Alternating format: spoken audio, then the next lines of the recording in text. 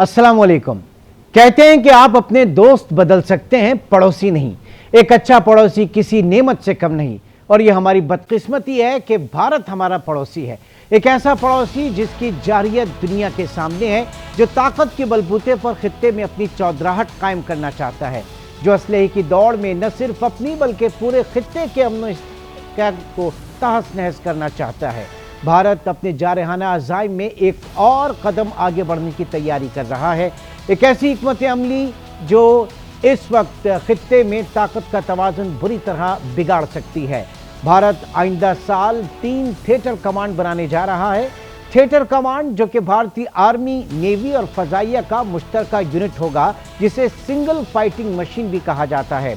भारत ये theatre command चीन और पाकिस्तान की सरहदी इलाकों पर बनाकर मकबूजा कश्मीर और लद्दाख पर अपना असर-ओ-रसूख बढ़ाने के बाद पूरे खित्ते पर हुक्मरानी का ख्वाब देख रहा है। भारत की ये मुहिम जो यकीनन इस खित्ते के अमन इस्तेहकाम के लिए खतरनाक साबित होगी, और आज के प्रोग्राम में इसी अहम इशू पर हम रोशनी डालेंगे। अपने गेस्ट पैनल का आपसे तारुफ करवाता चलूँ। इस वक्त इस्लामाबाद स्टूडियो में हमारे साथ मौजूद हैं ब्रिगेडियर रिटायर्ड वकार हसन साहब, बहुत शुक्रिया सर आपके वक्त का। और डिफेंस एनालिस्ट रिटायर्ड राशिद वली साहब ने भी हमें ज्वाइन किया। आप भी दिफाई तजज़ियेकार हैं और इस वक्त हमारे साथ मौजूद हैं। आप दोनों का बहुत शुक्रिया। वकार हसन साहब, सबसे पहले आपकी तरफ आऊँगा। जदीद जंग का तसव्वुर क्या है इस वक्त मौजूदा दौर में, और इंडिया को क्या ज़रूरत है भारत को इस वक्त कि वो एक थिएटर कमांड कायम करे, एक नहीं बल्कि 3 थिएटर कमांड कायम करे? जी, ये जो पुराने ट्रेडिशनल आपने सर्विसेज थी, उसमें मेनली बात होती थी फ़िज़ाइया, बर्री और बहरी, यानी 3 आप कह लें फोर्सेस होती थी। उसके बाद स्पेस आ गई तो 4 फोर्सेस बन गई। अभी जो मोज़ैक वॉरफेयर है, जो आजकल का मॉडर्न कॉन्सेप्ट है, उसके अंदर आपने इंटीग्रेट करना है इन तीनों चारों को, like land, air and navy and space, and then come cyber. उसके बाद इंफॉर्मेशनाइज्ड वॉरफेयर है, लाइक इंफॉर्मेशन को कैसे आपने वेपनाइज करना है, और फिर इसके अलावा इलेक्ट्रोमैग्नेटिक स्पेक्ट्रम है। और इसकी आई थिंक भारत के एक डिफेंस एनालिस्ट है प्रवीण सानी ने ऑलरेडी इंडिकेट किया है कि भारत इसमें काफ़ी पीछे है। और दैट्स वाई अगर आप देखें रशिया यूक्रेन वॉर, इस पर काफ़ी स्टडी हो रही है। या जो भारत का एक क्लैश हुआ था 2020 में across the line of actual control with China, जहाँ पे दे लॉस्ट 1450 स्क्वायर किलोमीटर, वहाँ पे चाइना की एक थिएटर कमांड है जो इंटीग्रेट करती है। तो I think that is why now they need के जो तीनों ये सर्विसेज हैं, स्पेस है, इसी तरह मिसाइल्स हैं, and then of course electromagnetic spectrum है, इंफॉर्मेशन वॉरफेयर है और साइबर वॉरफेयर, इसको कंबाइन करके थिएटर कमांड का कॉन्सेप्ट आया है। और ये काफ़ी सारी आई थिंक फोर्सेज जो हैं और आर्मीज़ और defence establishment across the world ये करना चाहती हैं, लेकिन इसके अंदर भारत को काफ़ी अभी चैलेंज दरपेश हैं, जिसके अंदर इंटर सर्विसेज राइवलरी भी है, और अभी there lot of work to be done. ठीक है, आज अपने ज़रा वो इंटर सर्विसेज, वो जो राइवलरी है उसके ऊपर भी बात करेंगे। लेकिन वली साहब ये फरमाइएगा कि इंडियन थिएटर कमांड जो इस वक्त वो बनाने जा रहे हैं, उससे रीजनल सिक्योरिटी डायनामिक्स जो हैं उनके ऊपर क्या असरात पड़ सकते हैं? देखें, ये समझने के लिए आपको इसके तनाजुर को जानना ज़रूरी है कि ये थिएटर कमांड का आइडिया आया किधर से है। इसको ट्रैक्शन मिली है जी कारगिल जंग के बाद। कारगिल जंग में आप को पता है कि इंडियन आर्मी और इंडियन एयरफोर्स में शुरू में कोऑर्डिनेशन की कुछ प्रॉब्लम्स थी, जो उनके चीफ ऑफ आर्मी स्टाफ जो उस वक्त थे वेद प्रकाश, उन्होंने अपनी बुक में लिखा है बड़ा क्लियरली कि पहला 1 महीना उन्होंने ज़ाया किया, क्योंकि कंसेंसस नहीं हो रहा था कि इंडियन एयरफोर्स को किस मोड में इस्तेमाल किया जाए और इस्तेमाल किया जाए भी ना। और वो चीफ्स ऑफ स्टाफ कमेटी एक होती थी, तो जिसमें तीनों सर्विसेज चीफ बैठते थे। तो उसमें वीपी मलिक साहब लिखते हैं कि ये इन्होंने कंसेंसस क्रिएट करते हुए 3-4 हफ्ते गंवा दिए, जिसमें उनका बहुत लॉस हुआ, मटेरियल लॉस हुआ इंडिया का, जब उनकी अटैक्स हुए आर्मी के, उन पर कैजुअल्टीज़ हुई। अल्टीमेटली उसने कंसेंसस अचीव किया, और वो कंसेंसस अचीव करने के बाद उसको वो कैबिनेट कमेटी जो थी उसको ले गए, जिसको प्राइम मिनिस्टर हेड करते थे। And he rights in his book के सिविलियंस को पास ले जाने के लिए, सिविलियन लीडरशिप से पहले मैं कंसेंसस के लिए मुझे बड़ी एफर्ट करनी पड़ी।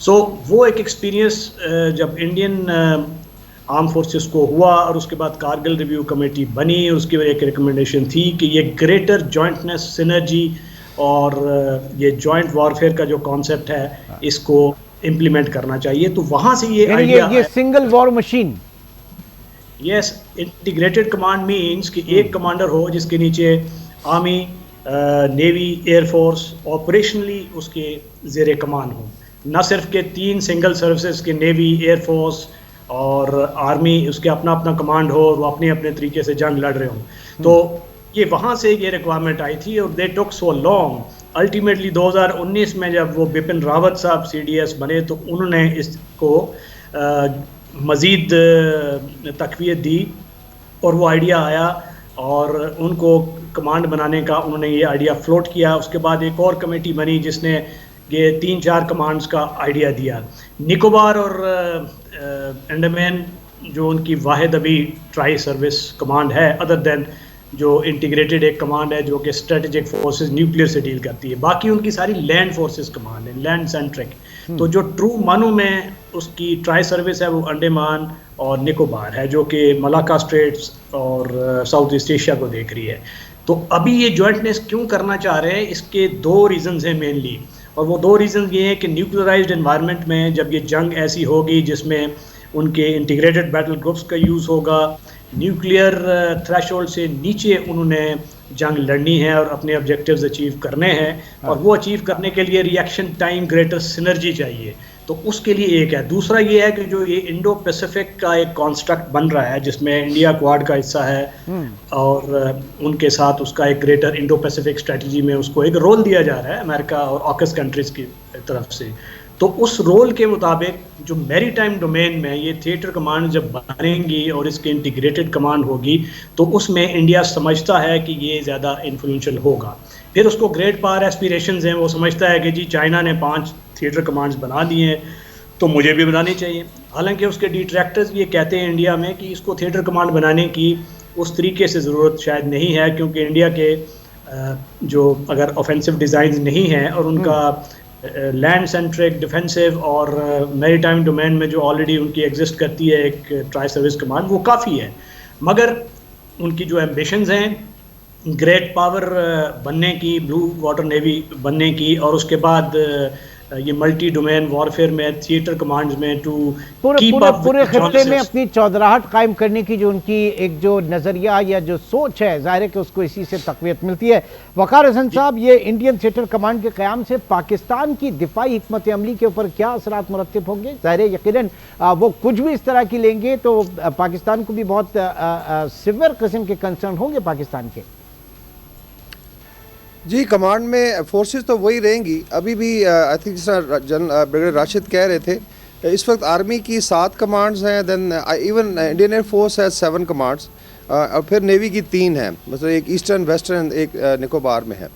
अभी इसमें थोड़ा सा मैं एलैबोरेट करूँगा before I come to what is the effect on Pakistan, कि ज़रूरत पेश क्यों आई है। और मेरे ख्याल में इसको बहुत ज़्यादा भी we should not be like kind of over estimating ये कोई बहुत बड़ा, because mainly it's is orchestration of command structure. 2 मैं आपको मिसालें दूंगा कि जब स्विफ्ट रिटॉर्ट हुआ जिसमें बालाकोट में इंडिया ने ट्राई की थी, so basically it was an air force application और कुछ ग्राउंड पे उनकी तैयारी थी। Pakistan responded in the air और फिर आपने देखा कि ग्राउंड में इसको पकड़ा गया और लाया गया। So mainly it was a bye service और नेवी वगैरह अलर्ट थी जब सबमरीन डिटेक्ट हुई थी। तो इंडिया की बड़ी सुबकी हुई थी बिकॉज उसके अंदर फिर मिसाइल वॉरफेयर की बात आई थी एंड प्रॉब्ली इंडिया थॉट कि हम जो है नॉन कन्वेंशनल जो है जाने की बजाय कन्वेंशनल वॉरर यूज़ करके तो इसको बराबर करते, बिकॉज बड़े डीमोरलाइज थे जब अभिनंदन को यहाँ परेड किया गया, उनके 2 जहाज़ गिरे जी और बड़ी जगह अंसाई हुई थी। तो उसके अंदर ये एक तो ये फैक्टर था। दूसरा फिर 2020 में आई थिंक जहाँ पे ज़्यादा इन पर क्रंच आया वो था लद्दाख में चाइना के साथ इनकी गलवान में और 3-4 और सेक्टर में लड़ाई, जिसमें they lost 1450 square kilometre of area और काफ़ी सारे इनके अफसर और जवान पकड़े भी गए थे और मारे गए थे। तो उस पर फिर बड़े सवालात उठे कि उसमें एक इंटेलिजेंस का भी रोल है, like what was raw doing, ये लोग वार्निंग क्यों नहीं दे सके। एयरफोर्स का इतना बड़ा सर्विलेंस सिस्टम है, ये कोई 70 से 80 बिलियन डॉलर इनका अभी आज का I think now current defence budget more than 80 billion dollar. कितना पैसा कहाँ लग रहा है उसकी अकाउंटेबिलिटी नहीं है। वेयर एज चाइनीज जो थे दे वर मोर इंटीग्रेटेड। इसके अंदर अभी आप देखें कि ड्रोन वॉरफेयर आ गया है, सैटेलाइट्स हैं, इंफॉर्मेशन है, और फिर इन चीज़ों को वेपनाइज भी करना है। और जब अगर आप सी बोर्ड के पास जाते हैं तो फिर तीसरी सर्विस आ जाती है नेवी की। So all the more reason इस पर फील किया गया कि इंडिया की जो कमांड स्ट्रक्चर है वो काफ़ी आर्केक है। और जो जनरल बिपिन रावत का क्रैश हुआ था उस पर भी बड़े सवालात उठाए गए थे कि because he was an exponent कि जी जॉइंट जो है जो CDS का ऑफिस है चीफ ऑफ डिफेंस स्टाफ का वो इतना स्ट्रांग हो कि सबको कंट्रोल करे और फिर थिएटर्स में जो है ट्राई सर्विस कमांड बनाई जाए। लेकिन उसके अंदर बड़ी रेजिस्टेंस आई एंड उस क्रैश पे बड़े सवालात हैं कि समबडी टुक हिम आउट या व्हाटएवर। तो ये कुछ ऐसी रीज़न इसकी वजह से आई थिंक इंडिया को ज़रूरत है, डेफिनेटली हमें स्टडी करने की ज़रूरत है। बिकॉज अगर इंटीग्रेट होता है जो वेस्टर्न थिएटर इंडिया का जो पाकिस्तान को लेट से अभी तकरीबन 4 कमांड्स हैं जो पाकिस्तान को देखती है। ऊपर इनकी नॉर्दर्न कमांड है, देन दे है वेस्टर्न, देन दे है साउथ वेस्टर्न और सदर्न कमांड। तो अगर ये लेट से इंटीग्रेट होकर एक बड़ी कमांड बनती है तो डेफिनेटली उसमें इंडिया को थोड़ी आसानी होगी। बट अदरवाइज जो इनके ड्राइव सर्विसेज इश्यूज़ हैं वो बड़े गहरे हैं। अभी भी एयरफोर्स ने रिफ्यूज़ कर दिया है कि हम अपने एयरक्राफ्ट्स चूँकि लिमिटेड हम नहीं अंडर प्लेस करेंगे अंडर थिएटर कमांडर और ज़रूरत के तहत हम डिस्ट्रीब्यूट करेंगे।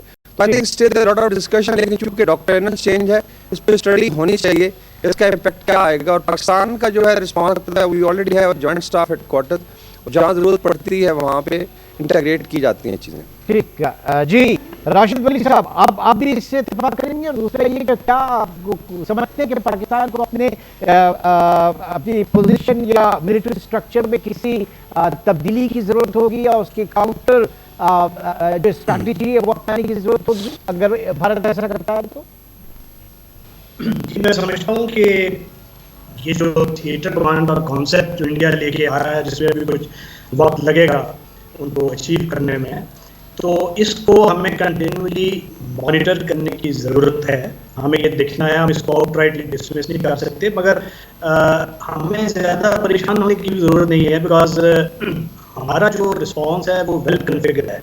क्योंकि हमारी कोई जाहियत वाले अज़ाइम तो है नहीं, ना ही हमारी एक्सपीडिशनरी वॉरफेयर। ये जो थिएटर कमांड की अयाशी होती है ये वो मुल्क उसके मुतहम्मिल होते हैं, UK और यूनाइटेड स्टेट्स हो गया या अभी चाइना का जिस तरह है उनकी 5 थिएटर कमांड्स हैं। तो चाइना के पास 200 फाइटर स्क्वाड्रन्स हैं और इंडिया के पास मेनली 31 फाइटर स्क्वाड्रन है। तो वो एक गगन शक्ति एक्सरसाइज हुई थी इनकी 2018 में। तो वो एक्सरसाइज में वो ये डिटरमिन कर रहे थे कि 2 फ्रंट वॉर, अगर एक चाइना के साथ और इधर इंडिया पाकिस्तान के साथ, अगर ये 2 फ्रंट वॉर में इन्वॉल्व इंडिया हो जाए तो क्या इंडिया सक्सेसफुल हो सकता है। तो गगन शक्ति एक्सरसाइज का जो कंक्लूजन था वो ये था कि इंडिया के पास 2 फ्रंट जंग लड़ने के लिए एयरफोर्स नहीं है। तो उसके बाद अभी जो उनको गाइडलाइंस मिली हैं, जो लेटेस्ट ये जो एक्ट लाए हैं पार्लियामेंट में, तो जो गाइडलाइन वो दी गई है, it has been left to the military commanders. Probably वो 2005 तक इसको कोई स्ट्रक्चर में लाने की कोशिश करेंगे और उनको एयरफोर्स 2025 तक 25 तो एयरफोर्स को जो उनके एसेट्स हैं उस पे लेवरेज दे दिया गया है। सो वो जो एयरफोर्स के जो एयर एसेट्स हैं उनका कंट्रोल जो है वो 100% थिएटर कमांडर के पास नहीं होगा, वो नीड बेस्ड होगा। तो ये उस किस्म की कॉम्बेटेंट कमांड थिएटर कमांड नहीं होगी जिस तरह की यूनाइटेड स्टेट्स की कॉम्बेटेंट कमांड्स हैं। उनकी 6 जियोग्राफिकल कमांड्स हैं, 4 फंक्शनल हैं और 1 एरोस्पेस है। तो वो तो उनका एक ग्लोबल आउटलुक है, एक एक्सपीडिशनरी उनकी वॉरफेयर है, वो तो outside there offshore multi ocean strategy है। एफ्रीकॉम हो गया, पेकॉम हो गया, इनकी सेंटकॉम हो गया, जो कि मुख्तलिफ पूरी दुनिया ग्लोब को वो ऑपरेट कर रहे हैं। तो इंडिया के ऐसे तो मेरा नहीं ख्याल कि ना वो उसका अफोर्ड कर सकेगा। मगर एक चीज़ हमें ज़रूर देखनी चाहिए कि उनकी जो जॉइंट सर्विस सिनर्जी से बाहर तो उनकी रिएक्शन टाइम और जो उसका एक सिंगलनेस ऑफ कंसेप्शन होता है एक थिएटर में, वो बाहर तो और बेहतर होगा। तो हमें उसका रिस्पांस में घबराने की जरूरत नहीं है क्योंकि हम वेरी वेल कॉन्फ़िगर्ड हैं। लेकिन वकार हसन साहब बात सारी है कि जो इंडिया और पाकिस्तान दोनों न्यूक्लियर स्टेट्स हैं, तो खुदा न खास्ता अगर वो इस तरीके से आगे बढ़ता है, इतने एग्रेसिव उसमें बढ़ता है, तो जो हमारे न्यूक्लियर डेटरेंट्स हैं उनके हवाले से कोई खदशात तो नहीं हो सकते आगे चल के? वकार हसन साहब जी, आई थिंक जो तो हमारा न्यूक्लियर रिस्पॉन्स है वो बड़ा डिटर्मिंड है और बड़ा मैयड है। उसके आई थिंक अगर आपने टेस्ट केस देखना है तो एक कारगिल था, जबकि आई वुड से कि आप उस तरह डिक्लेयर्ड नहीं थे और न्यूक्लियर आपके वेपन उस तरह तैयार भी नहीं थे। लेकिन डेफिनेटली कारगिल में India could not cross the LOC और इंटरनेशनल बॉर्डर। इसी तरह स्विफ्ट रिटॉर्ट की जो मैंने मिसाल दी, क्योंकि फर्स्ट टाइम हुआ था कि I think after 71 war air force का क्लैश हुआ था, और चूंकि इंडिया हमेशा चाहता है कि मॉरली वो वन स्टेप आगे रहे आपसे, या जिसको कहते हैं कि एस्केलेशन लैडर में ऊपर रहे, तो जैसे उनके जहाज़ गिरे तो बड़ी फ्रस्ट्रेशन थी, और इंडिया चाहता था कि अभी आप कन्वेंशनल डोमेन में शायद मिसाइल के साथ स्ट्राइक करें। इसकी बड़ी खबरें फैलाई गई थी।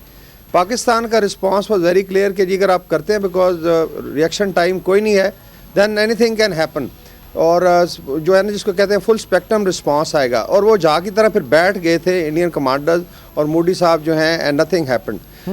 इसमें आई थिंक एक चीज़ हाईलाइट करने की है कि अगर पाकिस्तान और इंडिया में एसिमेट्री, लाइक हमारी जो फोर्सेज हैं कंपैरेटिवली विज़ा विज़ इंडिया लेट्स से कम है, इसी तरीके से चाइना की असेंडेंसी है इन टर्म्स ऑफ कन्वेंशनल और लेट्स से जितनी भी सर्विसेज हैं।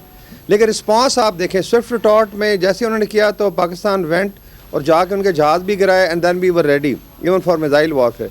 जबकि चाइना जो स्लाइटली लार्जर फोर्स थी, जब वो आई तो मशहूर है कि कांग्रेस ने बड़ा शोर मचाया मोदी साहब को कि जी अभी कुछ करें, और उसने कहा था जी कि मैं करूंगा तो ये सारा लद्दाख और सारी line of control Arunachal Pradesh भी चला जाएगा। तो ये टोटल रिस्पांस है। एक और चीज़ हाईलाइट करने के लिए वो है पॉलिटिकल इंटरफेरेंस। अभी जो है ये आपको पता होगा कि अभी जो करंट CDS है, इंडिया का चीफ ऑफ डिफेंस स्टाफ जिसको बनाया गया है बिपिन रावत की, he was a retired lieutenant general. So फिर एक अमेंडमेंट की थी कॉन्स्टिट्यूशनल, उसके अंदर फिर प्रोविजन रखी है बेसिकली दबाने के लिए, क्योंकि RSS now control judiciary bureaucracy, तो फौज और मिलिट्री रह गया था एक ऐसा इदारा जो इंडियन आर्मी और फोर्स वगैरह बड़ा प्राइड फील करते हैं कि एटलीस्ट ऑपरेशनली वो इंडिपेंडेंट है। तो उसके ऊपर अभी ये I think they are putting retired officers as chief of defence staff. इसके अंदर एक और चीज़ है कि इवन स्विफ्ट रिटॉर्ट में जब जहाज़ इनके आए तो सुना है उसमें एयरफोर्स कमांडर ने कहा था जी कि मौसम ख़राब है तो ना करें। और मूडी का बड़ा मशहूर फिक्र है कि मैंने सोचा क्लाउड है और हम बेनिफिट ले जाएं, उसको ये नहीं पता था कि क्लाउड्स हों तो उसके अंदर डार पे आप पिकअप हो सकते हैं। तो there is a political interference. इसी तरह ये फॉल्स फ्लैग जब करते हैं तो उसमें दोवल साहब ये करते हैं। तो मेरे ख्याल में चेन ऑफ कमांड इनकी लंबी हो जाएगी। I don't know what is going to change under जो है थिएटर कमांडर के नीचे, बिकॉज लॉजिकली भी आप देखें तो अभी भी जो कोर है वो एक लेफ्टिनेंट जनरल कमांड करता है, उसके ऊपर ऑलरेडी कमांड्स हैं जो लेफ्टिनेंट जनरल करता है, और अभी उसके ऊपर एक थिएटर कमांडर है जो फिर लेफ्टिनेंट जनरल होगा, फिर आर्मी चीफ वगैरह आएंगे। तो ये आई थिंक एक डायकोटमी होगी। आई don't know how do they address. ठीक है, इस वक्त हम बात कर रहे हैं single war machine integrated theatre command की, जो कि भारतीय अजाइम, जंगी अजाइम और भारत अपनी चौधराहट और ताकत के बलबूते पर खित्ते में अपनी बादशाही कह ले या अपनी जो ताकत का तवाज़ुन है उसको बिगाड़ना चाह रहे हैं। हमारे दोनों पैनलिस्ट हमारे साथ मौजूद हैं। एक छोटे से ब्रेक के बाद दोबारा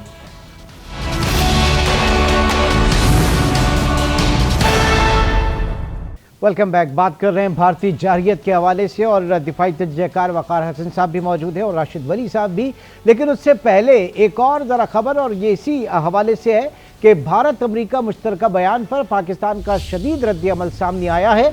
दफ्तर खारजा का कहना है कि बयान में पाकिस्तान पर गैर ज़रूरी, एक तरफा और गुमराह कुन रेफरेंसेस हैं। ये सिफारती आदाब के मुनाफी और सियासत ज़दा हैं। इस हवाले से मज़ीद तफसीलात जानेंगे अपने नुमाइंदे और एंकर पर्सन शौकत पराचा से। जी शौकत साहब, ये क्या खबर आई है और क्या इस वक्त कहना है हमारे दफ्तर खारजा का इसके ऊपर? देखिए, भारतीय वज़ीर-ए-आज़म नरेंद्र मोदी आजकल अमेरिका के दौरे पर हैं, और सदर बाइडन के साथ उनकी जो मुलाकात हुई उसके बाद ये मुश्तरका एलामिया उनका जारी हुआ, जिस पर आज वज़ीर खारजा बिलावल भुट्टो ज़रदारी ने भी कुछ थोड़ा बहुत बात की थी कौमी असम्बली में खिताब करते हुए। लेकिन बाज़ाब्ता जो पाकिस्तान का रद्द अमल है वो अब आया है दफ्तर खारजा की तरफ से। दफ्तर खारजा ने इस बयान में कहा है कि भारत और अमेरिका के दरमियान मुश्तरका जो स्टेटमेंट आई है उसमें पाकिस्तान से मुतल्लिक जो रेफरेंसेस हैं वो यकतरफा हैं, वो अनवारंटेड यानी गैर ज़रूरी हैं और गुमराह कुन हैं। साथ साथ दफ्तर खारजा ने ये भी कहा है कि पाकिस्तान के मुतल्लिक एक ऐसे वक्त में ये बयान दिया गया है जब अमेरिका के साथ पाकिस्तान का काउंटर टेररिज्म में एक बाकायदा प्रोग्राम चल रहा है। भारत को जो एडवांस्ड मिलिट्री टेक्नोलॉजी की ट्रांसफ़र है पाकिस्तान ने, उस पर तो सख्त तशवीश का इजहार किया है और दफ्तर खारजा की तर्जमान मुमताज़ ज़ारा बलोच कह रही हैं कि इससे इस खित्ते में ताकत का जो तवाज़न है उसको ख़राब करने की कोशिश की गई है। जो इस खित्ते का असल मसला इंडिया पाकिस्तान के दरमियान मसला कश्मीर है, उसका पाकिस्तान ने हैरानी का इज़हार किया है कि भारत और अमेरिका के मुश्तरका स्टेटमेंट में उसका कोई जिक्र ही नहीं है। और भारत जो पाकिस्तान के खिलाफ इल्ज़ामात लगा रहा है, बुनियादी तौर पर मकबूजा जम्मू एंड कश्मीर में अपने ही मुजालम से तवज्जो हटाने के लिए भारत अब बहुत बहुत शुक्रिया शौकत पराचा साहब, इस अहम इशू पे हमें ब्रीफ कर रहे थे। जी वली साहब आपकी तरफ आऊँगा। राशिद वली साहब, अब ज़ाहिर है कि ये तमाम मामलात आपके सामने हैं। Coming back to the point, ये इंडियन थिएटर कमांड के जवाब में अब क्या सिफारती हिकमत अमली होनी चाहिए पाकिस्तान की, क्योंकि भारत तो कोई मौका नहीं छोड़ता पाकिस्तान को नुकसान पहुंचाने का। सिफारत से तो कोई ताल्लुक नहीं होगा, क्योंकि ये तो उनका एक ऑपरेशनल ट्राई सर्विस, वो एक रीस्ट्रक्चरिंग हो रही है, तो उसका रिस्पांस हमारे अपना ऑपरेशनल और रीऑर्गेनाइजेशन ऑफ जो जॉइंटनेस है उसकी तरफ देखने की ज़रूरत है। हमें हमारा जो response is very well configured. तो आजकल जो जंग होगी वो कोल्ड स्टार्ट के बाद जो प्रोएक्टिव और उसका सादा अल्फाज में जंगी अहदाफ महदूद होंगे। न्यूक्लियर दोनों कंट्रीज़ हैं, न्यूक्लियर अम्ब्रेला है, उसके अंदर जो कन्वेंशनल वार की स्पेस है वो हिंदुस्तान ढूंढने की कोशिश कर रहा है, वेयर एज पाकिस्तान उस स्पेस को ख़त्म करना चाहता है अपने न्यूक्लियर डेटरेंस की वजह से। तो वो स्पेस ढूंढने के चक्कर में उन्होंने ये इंटीग्रेटेड बैटल ग्रुप्स का कॉन्सेप्ट दिया, जिसमें लंबी चौड़ी मोबिलाइजेशन ना करनी पड़े और बॉर्डर पे कुछ चंक ऑफ टेरिटरी ले ली जाए और पाकिस्तान के वो अहदाफ पाकिस्तान के खिलाफ, यानी कि ऑप्टिमल यूज जो है वो अपनी फोर्सेस का, अपने इक्विपमेंट्स का और अपनी तमाम तर जो वसाइल हैं उसका ऑप्टिमल वो यूज चाह रहे हैं। जी मैं समझाता हूँ, वो ये चाह रहे हैं कि उनका जो एक कन्वेंशनल कैपेबिलिटी है उसको बरूकार लाते हुए उसको कोई यूजेबल स्पेस मिले।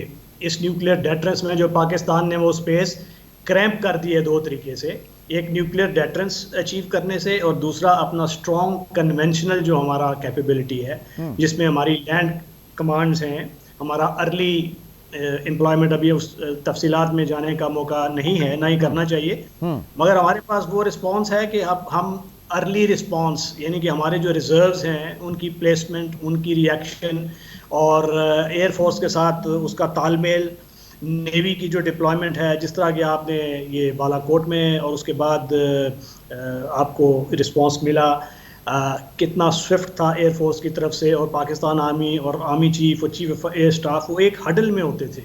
तो वो हमें थिएटर कमांड की उस तरीके से शायद ज़रूरत ना हो, बट हमें ये ज़रूर देखना है कि जब वो थिएटर कमांड्स बन रही हैं और उसका एक अंतहाई, अभी आपने अमेरिका का जिक्र किया, तो अमेरिका के साथ 4 फाउंडेशनल एग्रीमेंट जिसको बुनियादी मुआहदे कहते हैं, और उसमें कोमकासा है, उसमें लिमो है, लॉजिस्टिक्स का है, और सबसे ख़तरनाक है Bika, basic exchange of communication information and उसका जो बनता है कि जियो स्पेशियल इंफॉर्मेशन और स्पेस वॉरफेयर रिलेटेड, और वो इंफॉर्मेशन जो अभी पहले भारत को अवेलेबल नहीं थी वो अमेरिका से वो अवेलेबल होगी। सो वो इसलिए भी थिएटर कमांड की अहमियत बढ़ जाती है, और हमें ये चीज़ ज़रूर देखनी चाहिए कि हम अपना ऑपरेशनल रिस्पांस कितना मजबूती से उसको कन्फिगर कर सकते हैं, रिएक्शन टाइम बेहतर कर सकते हैं। और डिप्लोमेटिक का बहास पे आपने बात की, तो डिप्लोमेटिक पे तो हमें ये हर सतह पर ये उजागर करने की ज़रूरत है कि हमारे एग्रेसिव अज़ाइम नहीं है, हमारे खिलाफ जारी हो रही है, और हिंदुस्तान अभी डिसइंफो लैब हमारे सामने है, 750 फेक वेबसाइट्स वो हमारे खिलाफ प्रोपेगेंडा कर रही थी। तो पाकिस्तान तो एक विक्टिम है। So this we need to highlight. Waqar Hasan sahab, अब ये बताइएगा, अगर हम पिछले 10 सालों का मवाजना करना चाहें जो भारतीय फौजी कमांडर्स हैं उनकी परफॉर्मेंस, उनकी कारकर्दगी का, स्पेशली अगर हम उसको कंपेयर करते हैं पाकिस्तान या चाइना के साथ, तो क्या ऑब्जर्वेशन है फिर आपकी? जी, I think this is a fundamental question. कोई भी लेट्स से क्राइसिस जब आता है, वॉर या I would say limited action, military action जो होता है, इसमें दोनों साइड से देखा जाता है जी कि नंबर 1 आपकी पॉलिटिकल विल कितनी है, नंबर 2 आपकी मिलिट्री की प्रिपेयर्डनेस और ट्रेनिंग कैसी है, नंबर 3 जो मिलिट्री कमांडर्स हैं उनकी स्ट्रेटजी और उनकी अपनी मिलिट्री विल कितनी है, and then comes let's say if you are a nuclear power तो न्यूक्लियर डिटरेंस आ जाती है। तो ये आई थिंक इंडिया पाकिस्तान और इंडिया चाइना में दोनों चारों चीज़ें अप्लाई करती हैं। अभी I will get back to जो कारगिल से बेशक आप स्टार्ट कर लें, जो थोड़ा सा और पीछे चला जाता है। कारगिल में they could not apply air force जो है इंडिया का। आपको याद होगा इनका एक पायलट ऑफिसर था या आई थिंक स्क्वाड लीडर नाची के इट वाज शॉट डाउन, लेकिन इंडिया नहीं क्रॉस। तो पॉलिटिकल और मिलिट्री विल नहीं थी, तो लड़ाई LOC पे ही महदूद रही और उसमें काफ़ी मार पड़ी। लेकिन मोर रिसेंटली अगर आप दो चीज़ें देखें, one was operation Swift taught by Pakistan air force, जिसमें वी वेंट और इसमें अच्छा खासा रिस्क था कि अगर आप एस्केलेट करते हैं एयरफोर्स यूज़ करते हैं। हालांकि इंडिया ने जब किया था बालाकोट में तो मशहूर है कि कुछ एक कब्बा मरा था और कुछ दरख्त डैमेज हुए थे और लोग कह रहे थे जी कोई नहीं जाने दे, लेकिन एक पॉलिटिकल विल डिस्प्ले कि हमने न्यूक्लियर डिटरेंस, जिस ब्रिगेडियर राशिद कह रहे हैं, री इस्टेब्लिश करनी थी ताकि स्पेस ही वो पाकिस्तान ने री इस्टेब्लिश किया। इनके 2 जहाज़ गिराए, उसके दौरान कन्फ्यूजन में आपको याद होगा इनका एक हेलीकॉप्टर गिरा था जिसमें काफ़ी senior officers I think Srinagar के पास था। तो ये इंडिकेट करता है कि कितनी आई वुड से पैनिक थी कमांड में। So this is the quality. अभी आते हैं जो इंडिया और चाइना का लद्दाख में हुआ, let's say across the line of actual control, या चाइनीज़ बड़े आराम से आके दे ऑक्यूपाइड 1450 और ये 5 सेक्टर्स में हुआ। मतलब गलवान वाज 1, फिर इसी तरह इनके दौलत बेग ओल्डी वाला इलाका है, इस तरह there are certain other plains जहाँ पे ये हुआ, और ये ग्लेशिएटेड इलाका था। बड़े आराम से उन्होंने जाने दिया, ना पॉलिटिकल विल डिस्प्ले हुई, ना मिलिट्री कमांडर्स को समझ आई। आई वुड से कि इवन एक 2 स्टार जो था अगर रिस्पांस देता तो वो एरिया ले सकता था। अच्छा। तो बड़ा डिलेड। इसी तरह जो इनके 3 स्टार थे या उस वक्त जो आर्मी कमांडर थे, और 3 कमांड लड़ रही थी उस वक्त, नॉर्दर्न कमांड और वेस्टर्न कमांड ने भी बीफ अप किया था, ईस्टर्न कमांड लड़ रही थी, लेकिन दे कुड नॉट। सो इसका मतलब है कि मिलिट्री की ट्रेनिंग, इनकी सर्वेलेंस, इनकी I would say preparation, intelligence, even raw field, because आप इन्फॉर्म ही नहीं कर सके कि चाइना क्या करेगा। एंड देन केम कि क्या इंडिया न्यूक्लियर डिटरेंस डिस्प्ले कर सका? बिल्कुल नहीं कर सका, बिकॉज उसमें जब आगे बात आई और चाइना ने शो किया ठीक है जी आप आ जाएं फिर हम फर्दर आगे बढ़ेंगे, तो फ़ौरन ये नेगोशिएटिंग टेबल पे चले गए। So that indicates in terms of let's say political will और मिलिट्री की जो कमांड है उनकी इन टर्म्स ऑफ प्रिपरेशन, या आप कह लें मिलिट्री विल जो है, या क्वालिटी ऑफ कमांड जो है, वो काफ़ी I think it has serious question marks. उस लिहाज से अगर एसपीटी को देखा जाए, पाकिस्तान का हमेशा एग्रेसिव रिस्पांस रहा है, इरिस्पेक्टिव ऑफ कि we are a smaller force. आप बजट देख लें, आप 7 बिलियन पे हैं और वो आज $80 बिलियन पे है, लेकिन चाइना के साथ इनका कंपेरेबल था। हाँ, बजट के हवाले से भी बात कर लेते हैं। छोटे से ब्रेक की कॉल है। वकार हसन साहब और राशिद वली साहब हमारे साथ मौजूद हैं। छोटे से ब्रेक के बाद दोबारा मिलते हैं।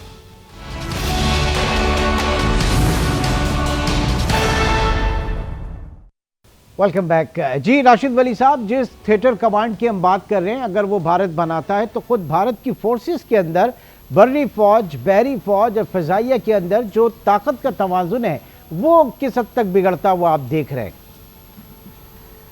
इससे ताकत का तवाज़ुन तो उस तरीके से नहीं बिगड़ेगा, मगर उसके कुछ मसाइल ज़रूर होंगे, क्योंकि ये जब जॉइंटनेस और जिसको कहते हैं ट्राई सर्विस इंटीग्रेशन, ये इतना आसान काम नहीं है। ये कॉमन लैंग्वेज बोलनी पड़ती है, कॉमन ग्रामर। अभी देखें, ट्रेनिंग इंस्टीट्यूशंस डिफरेंट हैं, ट्रेनिंग फ़िलासफ़ी डिफरेंट है। एक सर्विस का जो हायर वार कोर्स है वो महू में है, एक का गोवा में है, एक का सिकंदराबाद में है। आके ये मिलते हैं कि ब्रिगेडियर के रैंक पे, जहाँ पे वो न्यू दिल्ली में। तो अब उन्होंने कुछ शुरू किया है क्रॉस पोस्टिंग, कोई 100 आर्मी के अफसर, 40 एयरफोर्स, 30 नेवी, क्रॉस उसकी पोस्टिंग शुरू की है। कोई इंटीग्रेशन करने की वो कोशिश कर रहे हैं, मगर ये इतना आसान अमल नहीं होगा। दूसरा, ये कॉस्टली अंडरटेकिंग है, उनको इसकी बड़ी कॉस्ट देनी पड़ेगी। चीन जैसा मुल्क जो जिसकी इकॉनमी बहुत बड़ी है, 2 से 3 मिलियन उसकी वो आर्मी थी, और उसमें उन्होंने 3 लाख बंदों को फारग किया जब ये 5 कमांड्स बनाई उन्होंने 2016 में। तो अब इनमें तो ये भी झगड़ा पड़ेगा भारत में कि कौन सी जो सर्विस है वो कुछ अपने एलिमेंट शेड ऑफ करे, बिकॉज इसको इन्होंने कॉस्ट इफेक्ट्स को भी देखना है। और तीसरा इनके दरमियान वो जो मसाइल होंगे जॉइंट। अब बहुत सी कमांड्स हैं जिनकी लोकेशन डिफरेंट है, क्योंकि अभी इनकी नेवी की अपनी 3 कमांड्स हैं, एयरफोर्स के साथ, आर्मी के साथ, उनकी लोकेशंस डिफरेंट है। जब ये इंटीग्रेटेड बनेगा तो वे भी इनको कोलोकेट करना पड़े। बहुत से जो इनके एसेट्स हैं, रेडार्स हैं, लॉजिस्टिक्स हैं, और इसकी जो बाकी इंस्टॉलेशंस हैं, ट्रेनिंग, सो उनको कंबाइन करने को उसकी ज़रूरत पेश आएगी, कुछ को शट ऑफ करना पड़ेगा। और फिर एक बहुत बड़ा मसला आएगा कि इसमें इंटीग्रेशन तो आएगी, क्योंकि ट्राई सर्विस कमांडर एक नेवी का होगा, मगर डोमेन एक्सपर्टीज़ क्या उसकी इतनी स्ट्रॉन्ग होगी? फॉर एग्जांपल अगर एक लैंड सेंट्रिक कमांड है, उसमें अगर एयरफोर्स का ऑफिसर बैठा हुआ है, तो क्या उसकी वो कैपेबिलिटी और उसकी वो ऑपरेशनल और स्ट्रेटेजिक अंडरस्टैंडिंग ऐसी होगी? ये कुछ यानी ये इतना प्रैक्टिकली इतना आसान नहीं है ये सब कुछ करना। वकार हसन साहब, अभी इससे पहले भी बात हो रही थी, मैं जरा चाहूंगा थोड़ा सा फोकस कीजिएगा इसे, कि हिंदुस्तान को इंडो पैसिफिक में यूएस लेड जो क्वाड है उसके अंदर काफी कमजोर लिंक समझा जाता है, क्यों? ये उसकी बड़ी वजह ये है कि जब क्वाड बनाया गया था और ये इनिशिएटिव था, जापानीज प्राइम मिनिस्टर थे शिंजो आबे जो वफात पा गए, और डेफिनेटली अमेरिका की पुश थी और एशिया पिवट का बहुत रौला था, तो उस वक्त इंडिया को आगे किया कि अगर आप साइज़ देखें in terms of conventional forces, India के पास काफ़ी बड़ी फ़ौज और लेट्स से नेवी और एयर फोर्स है। तो सोचा ये गया था कि जो चाइना को कंटेन करना है, स्पेशली साउथ चाइना सी में और इंडो पैसिफिक में, वहाँ पे India will provide military hardware और पर्सनल, अमेरिकन टेक्नोलॉजी होगी और मिलिट्री होगी, और फिर ऑस्ट्रेलिया और जापान जो है, डिस्पाइट कि बड़ा अपसर्ड्स है, अगर फासले देखें तो बहुत ज़्यादा हैं, तो वी वांट टू कंटिन्यू, मतलब कहाँ पे अमेरिका, कहाँ पे Japan, in any case projection थी और काफ़ी पैम्पर किया गया। और अभी भी जो मोदी का बाइडन का विजिट, उसमें ये दोबारा आई थिंक ये गाजर दिखाई गई इनको जी कि आप थोड़ा तगड़े हों।